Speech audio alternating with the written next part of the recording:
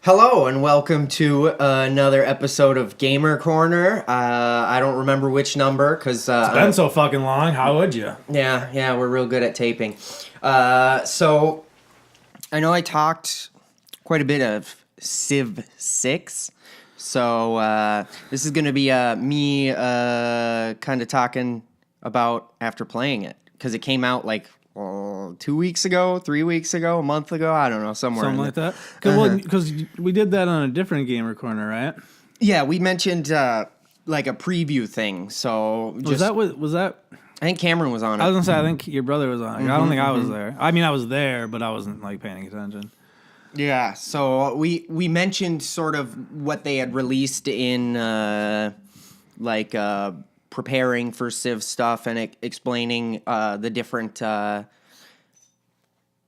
races. I don't know. Civilizations is probably the proper term. Right. Well, it's called civilization. Right. But in most games, you just refer to them as like different races. You know, alien this one, alien that one, or whatever. You know, this one's actually just they're all people, but different. They're like actual civilizations, right? Aren't they? Right. You know, but the one thing they've changed with this one in Civ's past, all of the leaders were real honest to God leaders to a certain extent. Okay. Whereas this one, they went with a little bit fictional with some of the leaders.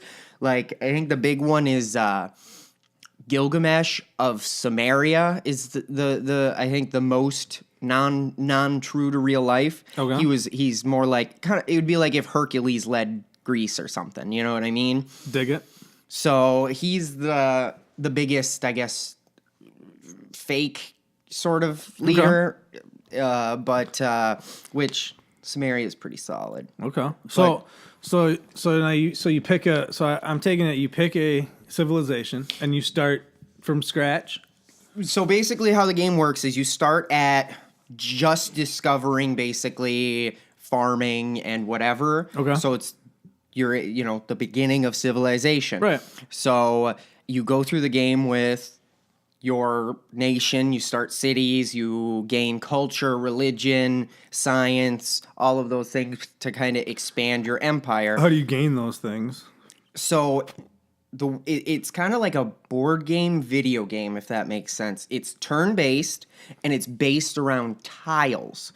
So there's these little hexagons over the map, and your units move between those. Your territory is based on those hexagons. So then, how many turns between, like, let's say, because you play by yourself, or you're playing with other people? You can play with other people, but even when you play by yourself, computers run other civilizations. So then, how many turns is it before it's your turn? Then, so it's like your turn, then the computer takes 5 turns, and then it's your turn again.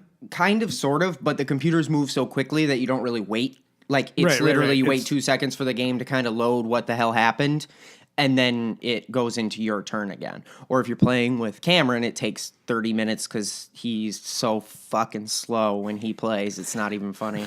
Should have brought him for this. Yeah. Okay. So then you just keep progressing the culture? When we're talking basic, there are victory types. So the way you win the game is either by conquering every other civilization, taking all of their cities, taking over the planet. And that's how you gain. Is that how you gain what you were talking about earlier? Is by like. So your science, all of those things you gain from your tiles, buildings, and other things. Okay. So, and trying to explain a strategy game to someone who's never played one is going to be... I've played a strategy game before. So, trying to explain it to someone who's not well-versed in them, it can get a little complicated. Better. But the way Civ works, which is a little different than some strategy games, it's not about, like, mining a resource. Okay. Your tiles just naturally produce things, and you can improve the tiles so they produce more of those things. So I'm picking up what you're putting down. And the big differences with Civ 6 is, number one, the look is a lot more cartoony, I guess. It doesn't look quite as realistic. Than the previous installments? Right. Everything's a little bit more Is it the same? Is it like the caricatured. same designer and it's like the same thing? They just changed it up, or I imagine it's a different designer because it's pretty darn different looking. it feels and looks a lot different? It feels the same game. I mean, there's different changes to certain things, but generally it still feels like Civ, Okay. but the art style is very different. Okay. But the big things as far as changing goes on it is they made, honestly, the big thing with Civ 5 that was kind of lame was religion was useful, but that's it. Okay. So it wasn't like you could win the game with religion. It wasn't like it was all encompassing. Whereas in this one, almost every single race has an advantage to getting religion, and you can win the game by changing every Civ's main religion to yours. To yours? Oh, so you can So you convert everybody the whole world, and then into your religion, then you win? That's dastardly. So you can take over all their cities Yep. through brute force. You can conquer them with religion. You can hit a certain point in science where you're considered. The game just kind of says you win Okay. because your science, which I haven't gotten far enough to see if they changed the science victory, but Like, in Civ 5 it was you progress far enough in science that you produced certain things for like an international space station, but only your nation's space station. Right. So you made it to space before anyone else. Oh, So okay. you win. Okay. And then there's also culture victory. So what that entails is there's tourism in the game. So I trade with your nation, and we have open borders, and we travel, and all of your people adopt my culture. So they don't really care about your civil. They become basically the same citizens as mine because they're all wearing my blue jeans and stuff. You know, That makes sense. so there's a few different ways to win. And the cool thing is, this one doesn't feel quite as war requiring because Civ 5, when it first came out, especially, pretty much you just conquered the other nations. That's how it works. So you just went to war all the time and killed everybody. So now they made it a lot more. It feels a lot less like war is the only answer. Okay. Well, that's good. I mean, that's good. So what are some of the things that you don't like from 5 to 6? I like that they gave religion a victory, but it feels much easier than any of the other victories. Like you can, domination is the one where you conquer everybody. That one can be quick if you are really aggressive early. Right. Yeah. But religion, just converting everyone is pretty easy, and you can do it peacefully. So I don't have to be at war with you to convert you. You can get mad at me for converting you, and you can choose to declare war on me for converting your people. But realistically, you're the one who's instigating that fight. You know what I mean? Okay. So if I convert all your people, you can say, oh, what the fuck, dude, and declare war on me. But the other nations will view you as a warmonger because you did it. Oh, okay. So then other people will look at you as someone who's trying to start fights. You know what I mean? Right, so then they right. won't like you. So you're more likely for other people to declare wars on you. Okay. So it feels too easy to take over the world with religion, honestly, because once you start getting it rolling, it's pretty easy to just produce a shitload of like religious things to convert people. Mm-hmm. And it spreads super fast. And the only way to really slow it down, and it slows down most of the victories, is by not playing on Pangea. So because when you generate the world, it doesn't look like our map. It's different every time. Okay. And you can choose to have one big island, Pangea, or you can choose to have continents or islands or whatever. And usually I play continents because then it'll have a couple small islands, but most of the map is 2 big islands. Okay. And without that, you could win the game like super fast because you wouldn't need to cross the ocean. So how many different civilizations are there? Right now, when you're, there's not a when ton. you're playing, You set how many civs you're playing against. So you can have literally one civ you're playing against, or you could have, I think it goes up to like 16 or something. oh wow, okay. So you could make Wow. it like an epic fucking game. But the Yeah. game already takes forever, which one of the big things Is it online too? you can play online. There's an online Yes, component? and they changed I'd figure. something. If you're worried with this civ that the game's going to take too long, like Civ 5 did, because, I mean, it takes days to finish a game. They changed, there's a new setting that's faster than the fastest setting from, like, how many turns it takes to do anything. Okay. It's called online. And whenever you play online, you can set it to a super fast speed so it doesn't feel like you're playing for, I mean, when me and Cam play, if we're not on that online setting, it takes us 5-6 hours to get anywhere. So on the online setting, then both people still have to make their turns, right? Yes, but the big thing is so instead of taking 7 turns to make a unit, it might take 2. Oh, okay. So that means you can build a giant army way faster. You can get new sciences way faster. You can everything produces faster. So there's less turns that you're just passing. Okay. And more turns that you're producing new things and have to make new choices, so it goes a lot faster. The one disadvantage to playing on a fast speed, though, is there are certain units that so when you play as India, with your leader being Gandhi, you get a unit that is an elephant rider. Instead of like a horseman, you get an elephant rider. Right. That unit is only useful for a certain amount of time, because once people come up with guns, the elephant rider's worthless. Right.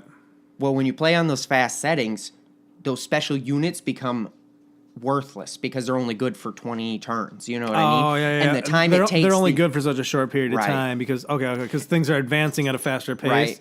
So when you speed up the time, that makes sense. I mean, that makes sense. But when you move, sometimes when you're playing too fast, if you're too far away from your enemy, they'll progress to a new technology before your army even gets there.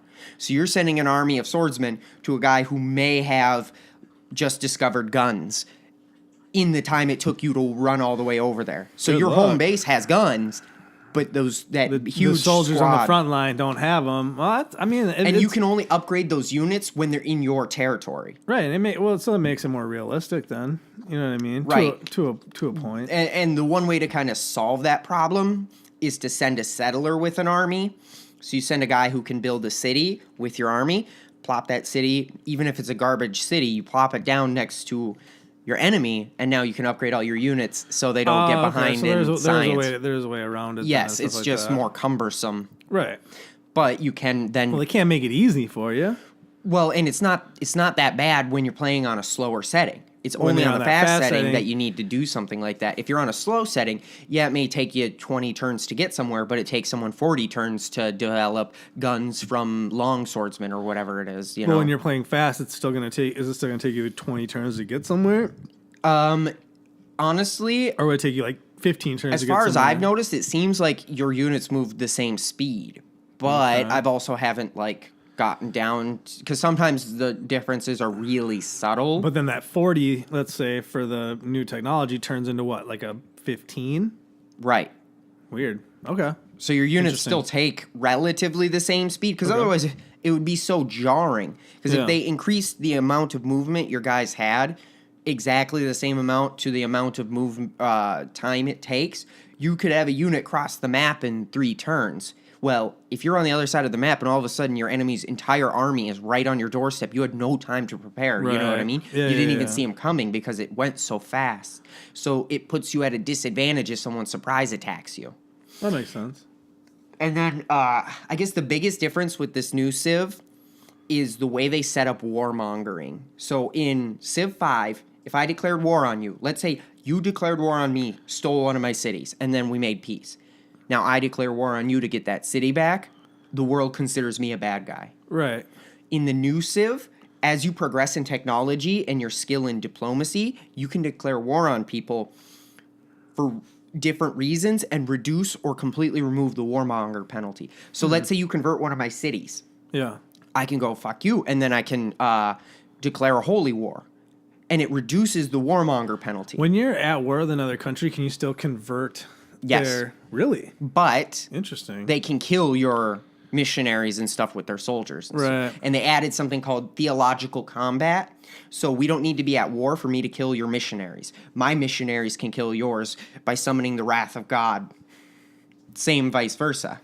Right. No, I get you. So they can only fight each other, and you don't need to be at war to have missionaries and different guys. Missionaries they can only defend, they can't fight. You have to have apostles or something. Basically, they set it up so it's not like there's a million things going on. It sounds more complicated than it is. Oh, I'm sure. I promise. I'm sure. It's streamlined, I'm sure. and honestly, it makes stopping your opponents from converting your cities easier. It does not mean that the religious victory is any less, like, it's really easy to get still, but you can stop your opponent without having to declare war on them. It would be even easier to get if they didn't have that aspect Right. built in. If you couldn't fucking combat them with your missionaries, then everyone would just go the religion route. Then it'd be like nothing. You would win so fast pointless. It wouldn't even be funny. Whoever has the highest religion a turn would be able to produce the most. Yeah. Okay. So, I didn't even. So there's the Holy War one. Yeah. Let's say you took my city. I can declare a war on you to reclaim that city. Okay. Reduces the warmonger penalty. If you build a city too close to me, I can declare war on you to remove that city because it's basically taking my territory. So they add a bunch of stuff. So as you discover diplomacy, you can combat dick moves people do without the entire world thinking you're the bad guy. Because when you're playing with people, it's not a big deal because you can explain yourself. But the computers are set to math. They see you attack someone and they view you as a bad guy. There's a certain algorithm and stuff like that. That makes sense. That makes sense. Okay. So, final thoughts? Final thoughts, I guess. Honestly, it's really fun. It still feels like Civ. Like, it took me no time to get back into the swing of it. Right. After playing, like, I play Civ 5 and jumping to it, it's not like it's a completely different game. Whereas, like, one of the sub-games they made was Civ Beyond Earth, and that one was, like, a spacey one, and that one was jarring with how different it was. This one's not really jarring. Most of it is still the same. They change a few things, like some culture stuff, and then they add a couple aspects of, like, reducing and messing with warmonger penalties. Yeah. But really, they don't.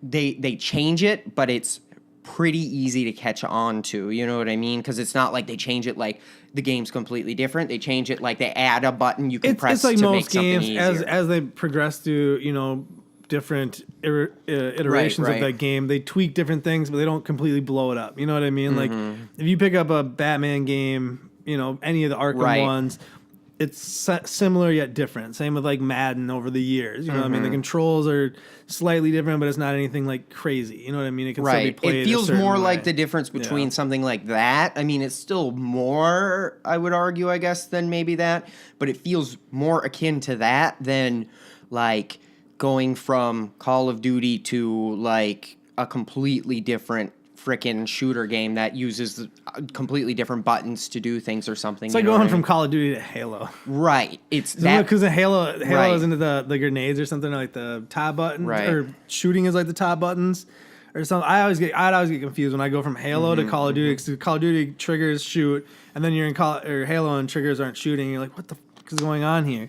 So I get what you're saying. I get what you're saying. So then, what would you? So do you want? Are you gonna rank it? Rate it? I would rate it. I haven't gotten super duper ultra mega far because, again, the games take forever, and I always. But you've play gotten them. into it a good amount, right? I understand the game, but I don't want to be like, oh yeah, 30 out of 30 because it's good. Like I haven't even seen a victory condition 30 out of yet. 30 is that what we're ranking? No, that's a weird. We're going with a weird ranking today. I'll give it 4 shockingly aggressive Gandhis out of 5. 4 shockingly aggressive Gandhis out of 5. That's a running joke in Civilization. There was a bug in one of the civs or something weird with it where Gandhi, after he reached a certain point, would turn into the most aggressive computer in the game. So once he got nukes, it was like he flipped a switch and went from like, yes, peace, we should all be friends, to, like, destroy the literally Earth. Ginormous army sending nukes and blowing the shit out of everyone. Sweet. Gandhi's a badass. Which they changed that so he's not aggressive at all. I'm sure. I mean, I'm sure you had some backlash from that. You know what I mean? I don't know about just backlash, thought it was funny. Well, yeah, I think it's funny, but I Yeah. can see there's the oversensitivity of this world is not something we need to delve into in this gamer corner. But I can see how oversensitive assholes everywhere would get all up in arms. I think about people that, were but- just it didn't make sense. Yeah. Because part of the game, part of the fun is, oh, I'm next to this person, so I can assume certain things since I know the history a little bit about that guy or whatever. I get what you're saying, yeah. I'm next to Rome, so he's gonna, be aggressive because the Roman legion Romans and have always stuff. been, He's gonna try and build a shitload of roads and right. stuff. You can assume certain things. Well, the problem with Gandhi is everyone's like, okay, Gandhi's my best friend. He's a pushover. We got this. You're like, we're best buds, and all of a sudden it's like he's got like he's throwing armies and nukes at you, a bunch of freaking hidden submarines in your bay. I'm surprised they don't have bombs. the one thing I'm surprised they don't have is like germ warfare or like plagues. You know what I mean? Like using the science to like destroy civilizations. I had never thought about it. There is no real, and maybe it's because it's considered maybe distasteful or you can attack whatever. Well, you can go to war with them, but you can't send And I don't know the concept behind it, but yeah, I'm shocked that you can't do something like war crimes. Yeah. You know what I mean? Yeah. Like, you can't capture people and torture them for information or whatever. You know what I mean? Maybe Civ 7, chemical warfare, biological warfare. I'll put this little note on the table here. This is a PS. Civ 5 was very different after each expansion. It had 2 expansions, and they completely changed the game. So who knows what's going to happen. So if they have an expansion, they could literally completely change, and usually it's for the better. Honestly, Civ 5 without the expansions is borderline unplayable. With them, it's amazing. Okay. So the difference is night and day. So realistically, they could come out with an expansion that does just that. But it is weird to think that you can make nuclear weapons, but you can't. That was my first thought. I mean, maybe it is my twisted mind, but I was like, wait a minute. So I can't like do some chemical warfare, right? Or like or like biological warfare. I had never thought about it until you just mentioned that. Especially with the science aspect, like I could design. I'm surprised they don't even make the science victory condition that you discover a virus or some like chemical warfare that completely wipes out the planet, except for you. Get on it. So you say go pick it up if you're into strategy games. Yes. Especially because they're doing something cool now with a lot of games. You pay $20 extra, so you pay $80 when it comes out. The expansions. You get every expansion, and I paid the $80 to get all the expansions. That's the one poo thing is I can't play as the Aztecs because that's a pre-order bonus only. So pre-order. I cannot play as the Aztecs. That's how games but are now, though. You have to pre-order it. They always unlock it later. They do, or you can buy it. Yeah, you can buy it. Well, all right. Yeah. Well, that'll do it for this edition of Gamer Corner. Well, here it's your fucking show. You close it down. No, you already started. Nope. I'm watching. That's it for this episode of Gamer Corner. We'll see you next time.